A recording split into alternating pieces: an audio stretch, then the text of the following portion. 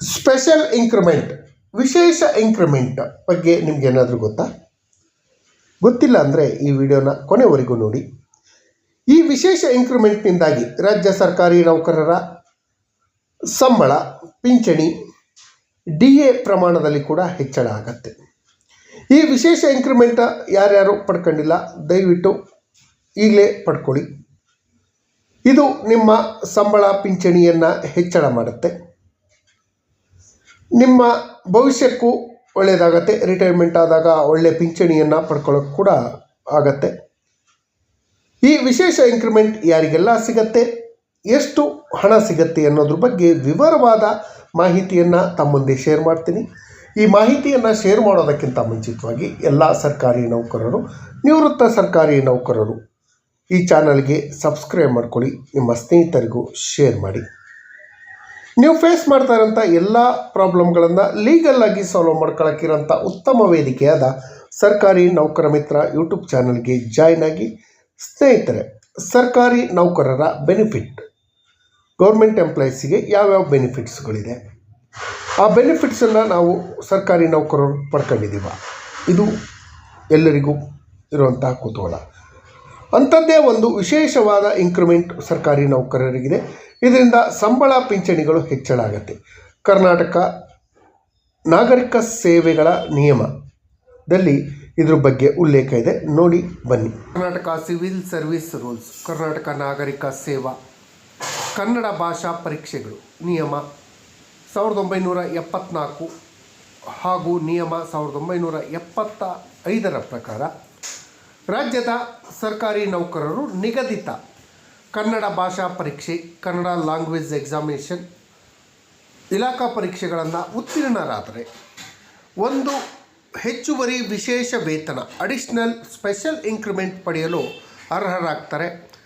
ಅದನ್ನು ಯಾವ ರೀತಿಯಲ್ಲಿ ಪಡ್ಕೊಬೇಕು, ನಿಯಮದಲ್ಲಿ ಯಾವೆಲ್ಲ ಅಂಶಗಳಿದೆ ಅನ್ನೋದನ್ನು ನಾವು ನೋಡ್ತಾ ಹೋಗೋದಾದರೆ, ಅರ್ಹತೆಗಳು ಏನಿರಬೇಕು, ಕ್ವಾಲಿಫಿಕೇಷನ್ ಏನಿರಬೇಕು ಅಂದರೆ, ಒಮ್ಮೆ ಮಾತ್ರ ಒನ್ ಟೈಮ್ ಎಂಟೈರ್ ಸರ್ವಿಸಲ್ಲಿ ಒನ್ ಟೈಮ್ ಇದನ್ನು ಪಡ್ಕೊಳ್ಳೋಕ್ಕೆ ಅವಕಾಶ ಇದೆ. ತಮ್ಮ ಇಡೀ ಸೇವಾವಧಿಯಲ್ಲಿ ಹೆಚ್ಚುವರಿ ವೇತನ ಬಡ್ತಿಯನ್ನು ಒನ್ ಟೈಮನ್ನು ಪಡ್ಕೊಳ್ಳೋಕ್ಕೆ ಅವಕಾಶವಿದೆ.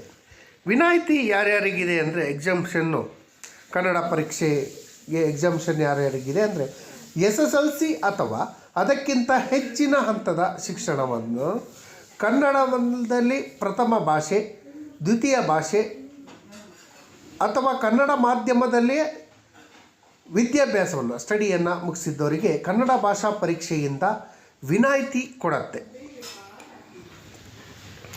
ಯಾವ ರೀತಿ ಈ ಇಂಕ್ರಿಮೆಂಟಿಗೆ ಅರ್ಜಿಯನ್ನು ಸಲ್ಲಿಸಬೇಕು, ಯಾವ ರೀತಿ ಇಂಕ್ರಿಮೆಂಟನ್ನು ಪಡ್ಕೊಬೇಕು ಅನ್ನೋದಾದರೆ, ಅರ್ಜಿ ಸಲ್ಲಿಸುವ ವಿಧಾನ ಸ್ಟೆಪ್ ಬೈ ಸ್ಟೆಪ್ ಪ್ರೋಸೆಸ್. ದಾಖಲಾತಿಗಳನ್ನು ಸಿದ್ಧಪಡಿಸ್ಕೊಳ್ಳಿ. ಅಂಕಪಟ್ಟಿ, ಪ್ರಮಾಣಪತ್ರ, KPSC ನಡೆಸಿದ ಕನ್ನಡ ಭಾಷಾ ಪರೀಕ್ಷೆಯ ಉತ್ತೀರ್ಣವಾದಂತಹ ಪತ್ರ, ವಿನಾಯಿತಿ ಹೊಂದಿದ್ದಲ್ಲಿ ಎಕ್ಸಾಮ್ಷನ್ ಏನಾದರೂ ಇದ್ದರೆ SSLC ಅಂಕಪಟ್ಟಿ, ಅದರಲ್ಲಿ ಪ್ರಥಮ ಭಾಷೆ, ದ್ವಿತೀಯ ಭಾಷೆ ಕನ್ನಡ ಇರಬೇಕು, ಕನ್ನಡ ಮಾಧ್ಯಮ ಇರಬೇಕು, ಸೇವಾ ಪುಸ್ತಕದ ಪ್ರತಿಯನ್ನು ಹೊಂದಿರಬೇಕು. ಆವಾಗ ಇದಕ್ಕೆ ಅವಕಾಶ ಇದೆ. ಅರ್ಜಿ ನಮೂನೆಗಳು: ನಿಮ್ಮ ಕಚೇರಿಯ ಮುಖ್ಯಸ್ಥ, head of the office, DDO, Kannada ಭಾಷಾ ಪರೀಕ್ಷೆ ತೇರ್ಗಡೆಯಾದ, ವಿನಾಯಿತಿ ಪಡೆದ ಹಿನ್ನೆಲೆಯಲ್ಲಿ ವಿಶೇಷ ಹೆಚ್ಚುವರಿ ವೇತನ ಬಡ್ತಿ, ಅಡಿಷ್ನಲ್ ಇಂಕ್ರಿಮೆಂಟನ್ನು ಮಂಜೂರು ಮಾಡಲು ನೀವು ಮನವಿಯನ್ನು ಮಾಡಿಕೊಳ್ಬೋದು. ಆಡಳಿತಾತ್ಮಕ ಮಂಜೂರಾತಿ, ಗೌರ್ಮೆಂಟ್ ಆರ್ಡರ್ ಆಗಬೇಕು. ನಿಮ್ಮ ಮನವಿಯನ್ನು ಪರಿಶೀಲಿಸಿದಂತಹ ಕಚೇರಿಯ ಮುಖ್ಯಸ್ಥರು ನಿಯಮಾವಳಿಗಳ ಪ್ರಕಾರ ಹೆಚ್ಚುವರಿ ಇಂಕ್ರಿಮೆಂಟ್ ಮಂಜೂರು ಮಾಡುವ ಆದೇಶವನ್ನು, ಸೆಕ್ಷನ್ ಆರ್ಡರನ್ನು ಹೊರಡಿಸಬೇಕು. HRMS ಹಾಗೂ ಸರ್ವಿಸ್ ಬುಕ್ಕಿಗೆ ಎಂಟ್ರಿ ಆಗಬೇಕು. ಈ ಮಂಜೂರಾತಿ ಆದೇಶವನ್ನು ನಿಮ್ಮ ಸೇವಾ ಪುಸ್ತಕ, ಸರ್ವಿಸ್ ಬುಕ್ಕಲ್ಲಿ ನಮೂದಿಸಿ ಪ್ರಾವಿಷನಲ್ ಸರ್ವಿಸ್ ವೆರಿಫಿಕೇಷನ್ ಎಂಟ್ರಿ ಅಧಿಕಾರಿಯಿಂದ ಸಹಿ ಮಾಡಿಸಬೇಕು. ನಂತರ ಕಚೇರಿ ಸಿಬ್ಬಂದಿ HRMS 2 ಪೋರ್ಟಲ್ನಲ್ಲಿ additional increment Kannada exam pass ವಿಭಾಗದ ಅಡಿಯಲ್ಲಿ ಈ ವಿವರವನ್ನು ನಮೂದಿಸಿ ವೇತನವನ್ನು ಜಾರಿಗೊಳಿಸೋಕ್ಕೆ ಅವಕಾಶ ಇದೆ. ಹೆಚ್ಚುವರಿ ಇಂಕ್ರಿಮೆಂಟ್ ನಿಮ್ಮ ನಿಯಮಿತ ವಾರ್ಷಿಕ ಇಂಕ್ರಿಮೆಂಟು ಏನು ಇಯರ್ಲಿ ಇಂಕ್ರಿಮೆಂಟ್, ಆ್ಯನ್ಯುವಲ್ ರೆಗ್ಯುಲರ್ ಇಂಕ್ರಿಮೆಂಟಿಗೆ ಯಾವುದೇ ಭಂಗ ತರೋದಿಲ್ಲ, ಅದೇ ಸ್ಪೆಷಲ್ ಆಗಿರುತ್ತೆ. ಆ್ಯನ್ಯುವಲ್ ಇಂಕ್ರಿಮೆಂಟೇ ಬೇರೆ, ಈ ಇಂಕ್ರಿಮೆಂಟೇ ಬೇರೆ ಆಗುತ್ತೆ. ಇದು ಅದಕ್ಕಿಂತ ಹೆಚ್ಚುವರಿಯಾಗಿ ಸಿಗುವ ಸೌಲಭ್ಯ ಇರುತ್ತೆ. ಪ್ರೊಫೆಷನರಿ ಅವಧಿ, ಕಾಯಂ ಪೂರ್ವ ಅವಧಿಯಲ್ಲಿ ಪೂರ್ಣಗೊಳಿಸಿದ್ರೂ ಕೂಡ ಈ ಪರೀಕ್ಷೆ ತೇಲ್ಗಡೆ ಹೊಂದುವುದು ಕಡ್ಡಾಯ. ಪ್ರೊಫೆಷನರಿ ಡಿಕ್ಲೇರ್ ಆಗಿದೆ ಅಂತ ಹೇಳಿ ಇದನ್ನು ಬಿಡೋ ಹಾಗಿಲ್ಲ, ಇದನ್ನು ಮಾಡೋದು ಕಡ್ಡಾಯ ಆಗಿದೆ.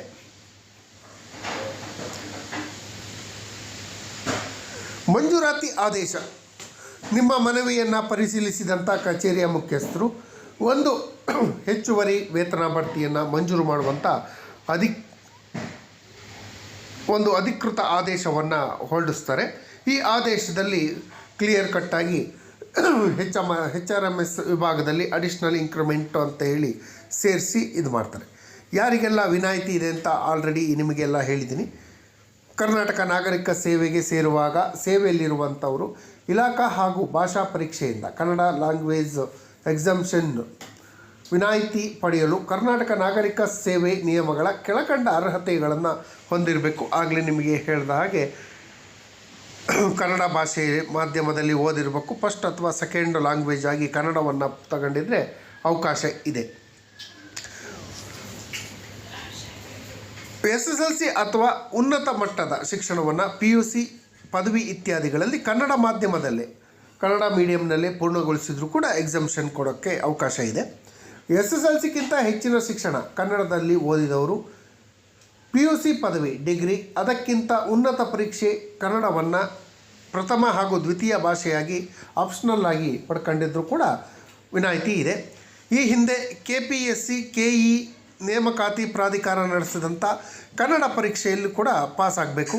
ಈ ಹಿಂದೆ ಯಾವುದೇ ಹುದ್ದೆಯಲ್ಲಿ ನೇಮಕಾತಿ ಸಂದರ್ಭದಲ್ಲಿ KPSC KE ನಡೆಸಿದಂತಹ ಪರೀಕ್ಷೆಗಳಲ್ಲಿ ಪಾಸಾಗಿದ್ದರೆ ಕನ್ನಡ ಮಾಧ್ಯಮದಲ್ಲಿ ವಿನಾಯಿತಿ ಸಿಗುತ್ತೆ. ಯಾರಿಗೆ ವಿನಾಯಿತಿ ಸಿಗಲ್ಲ, ಯಾರಿಗೆ ಎಕ್ಸಮ್ಷನ್ ಸಿಗಲ್ಲ ಅಂತ ನೋಡೋದಾದರೆ, ಕನ್ನಡ ಭಾಷೆಯನ್ನು ತೃತೀಯ ಭಾಷೆಯಾಗಿ ಥರ್ಡ್ ಲ್ಯಾಂಗ್ವೇಜ್ ಆಗಿ ಓದಿದವರಿಗೆ ಅವಕಾಶ ಸಿಗಲ್ಲ. SSLCಯಲ್ಲಿ ಮೂರನೇ ಭಾಷೆಯಾಗಿ ಓದಿದವರಿಗೆ ಈ ವಿನಾಯಿತಿ ಸಿಗೋದಿಲ್ಲ. ಕನ್ನಡ ವಿಷಯ ಇಲ್ಲದೆ ವ್ಯಾಸಂಗ ಮಾಡಿದ್ರೆ ಶಿಕ್ಷಣದಲ್ಲಿ ಕನ್ನಡವನ್ನು ಅಭ್ಯಾಸವನ್ನು ಮಾಡಿದರೂ ಕೂಡ ಸಿಗೋದಿಲ್ಲ.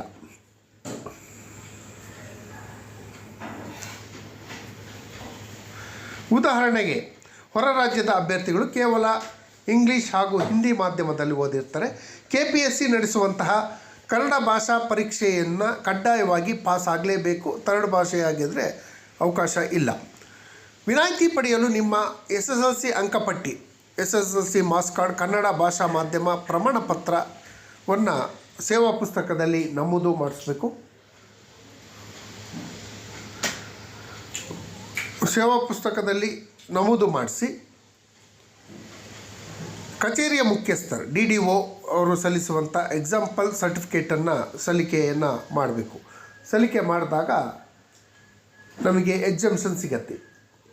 ಕೆಲವರು ಪ್ರಶ್ನೆ ಮಾಡ್ಬೋದು, ಈ ಸ್ಪೆಷಲ್ ಇಂಕ್ರಿಮೆಂಟ್ ಎಷ್ಟು ಸಿಗತ್ತೆ, ಎಷ್ಟು ಹಣ ಸಿಗ್ಬೋದು, ಎಷ್ಟು ಸಂಬಳ ಪಿಂಚಣಿಗಳು ಹೆಚ್ಚಳ ಆಗ್ಬೋದು ಅಂತ ನೋಡೋದಾದರೆ, ಕರ್ನಾಟಕ ಸರ್ಕಾರಿ ನೌಕರರ ಕನ್ನಡ ಭಾಷಾ ಪರೀಕ್ಷೆಗೆ ಸಂಬಂಧಪಟ್ಟ ಹಾಗೆ ವಿಶೇಷ ಇಂಕ್ರಿಮೆಂಟ್ಗಳು ಸಿಗುವಂಥ ಇಂಕ್ರಿಮೆಂಟ್ ಎಷ್ಟು? ಒಂದು ಹೆಚ್ಚುವರಿ, ಅಡಿಷ್ನಲ್ ಇಂಕ್ರಿಮೆಂಟ್ ಕನ್ನಡ ಭಾಷಾ ಪರೀಕ್ಷೆ ಉತ್ತೀರ್ಣರಾಗೋದರಿಗೆ ಅಥವಾ ವಿನಾಯಿತಿ ಎಕ್ಸಮ್ಷನನ್ನು ಪಡ್ಕೊಂಡವರಿಗೆ ಒಂದು ಇಂಕ್ರಿಮೆಂಟ್ ಸಿಗತ್ತೆ. ಈ ಇಂಕ್ರಿಮೆಂಟು ಮೊತ್ತ ಸ್ಥಿರ ಅಲ್ಲ, ನಾಟ್ ಎ ಫಿಕ್ಸೆಡ್ ಅಮೌಂಟ್. ಇದಕ್ಕೆ ಯಾವುದೇ ನಿಗದಿತ ಹಾಗೂ ಖಚಿತ ಹಣದ ಮೊತ್ತ ಇಲ್ಲ. ವೇತನ ಶ್ರೇಣಿಯಲ್ಲಿ ಆಧಾರದಲ್ಲಿ ನೀವು ಇವತ್ತು ಎಕ್ಸಾಮ್ ಪಾಸ್ ಆಗಿದ್ದರೆ ಇವಾಗ ನಿಮ್ಮ ಇಂಕ್ರಿಮೆಂಟ್ ಎಷ್ಟಿದೆ, 1,500 ರೂಪಾಯಿ ಇಂಕ್ರಿಮೆಂಟ್ ಇದ್ದರೆ ಆ ಸ್ಪೆಷಲ್ ಇಂಕ್ರಿಮೆಂಟು 1,500 ಆಗುತ್ತೆ. ಅಥವಾ ನಿಮ್ಮದು 750 ರೂಪಾಯಿ ಇಂಕ್ರಿಮೆಂಟ್ ಇದ್ದರೆ ಸ್ಪೆಷಲ್ ಇಂಕ್ರಿಮೆಂಟ್ ಕೂಡ 750 ರೂಪಾಯಿ ಆಗಿರುತ್ತೆ. ಹಾಗಾಗಿ ನಿಮ್ಮ ವೇತನ ಶ್ರೇಣಿ ಪೇ ಸ್ಕೇಲ್ ಎಷ್ಟಿದೆಯೋ ಅದಕ್ಕೆ ಅನುಗುಣವಾಗಿ ನಿಮಗೆ ಇಂಕ್ರಿಮೆಂಟು ಸಿಗತ್ತೆ. ಸಿಗುವ ಹಣ ಅದ್ರ ಬಗ್ಗೆ ನಿಮಗೆ ಆಲ್ಮೋಸ್ಟ್ ಆಲ್ ಹೇಳಿದೆ. ಮೂಲ ವೇತನ ಅಷ್ಟು ಹಣ ನೌಕರನ ಬೇಸಿಕ್ ಪೇಗೆ ಹೆಚ್ಚುವರಿಯಾಗಿ ಸೇರುತ್ತೆ. ಮೂಲ ವೇತನ ಹೆಚ್ಚಾದಂತೆ ಅದರ ಮೇಲಿನ ತುಟ್ಟಿ ಭತ್ಯೆ, DA, ಮನೆ ಬಾಡಿಗೆ ಭತ್ಯೆ, HRA ಕೂಡ ಪ್ರಮಾಣ ಹೆಚ್ಚಳ ಆಗುತ್ತೆ. ನೀವು ರಿಟೈರ್ಡ್ ಆಗೋಂಥ ಸಮಯದಲ್ಲಿ ಪಿಂಚಣಿಗೆ ಕೂಡ ಇದು ಪರಿಣಾಮವನ್ನು ಬೀರುತ್ತೆ. ನಿಯಮದಲ್ಲಿ ಮುಖ್ಯವಾಗಿ ಕರ್ನಾಟಕ ನಾಗರಿಕ ಸೇವೆ ಕನ್ನಡ ಭಾಷಾ ಪರೀಕ್ಷೆ 1974 ನಿಯಮ 6 ಅಡಿಯಲ್ಲಿ ಇಂಕ್ರಿಮೆಂಟ್ ಸೌಲಭ್ಯಗಳನ್ನು ಕೊಡ್ತಾರೆ.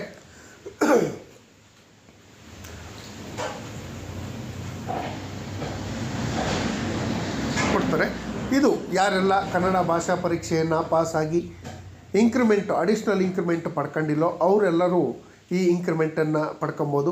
ವೀಕ್ಷಕರ ಒತ್ತಾಯದ ಆಧಾರದಲ್ಲಿ ಈ ಮಾಹಿತಿಯನ್ನು ಕೊಟ್ಟಿದ್ದೀವಿ. ದಯವಿಟ್ಟು ಈ ಮಾಹಿತಿ ಇಷ್ಟ ಆಗಿದ್ದರೆ ದಯವಿಟ್ಟು ಎಲ್ಲ ಸರ್ಕಾರಿ ನೌಕರರು, ನಿವೃತ್ತ ಸರ್ಕಾರಿ ನೌಕರರಿಗೆ ಇದನ್ನು ಶೇರ್ ಮಾಡಿ, ಪ್ರತಿಯೊಬ್ಬರು ಇದರ ಉಪಯೋಗ ಪಡ್ಕೊಳ್ಳಿ ಅಂತ ಹೇಳ್ತಾ ಈ ಮಾಹಿತಿ ನೋಡೋದಕ್ಕೆ ಧನ್ಯವಾದಗಳು. ಜೈ ಹಿಂದ್, ಜೈ ಕರ್ನಾಟಕ ಮಾತೆ.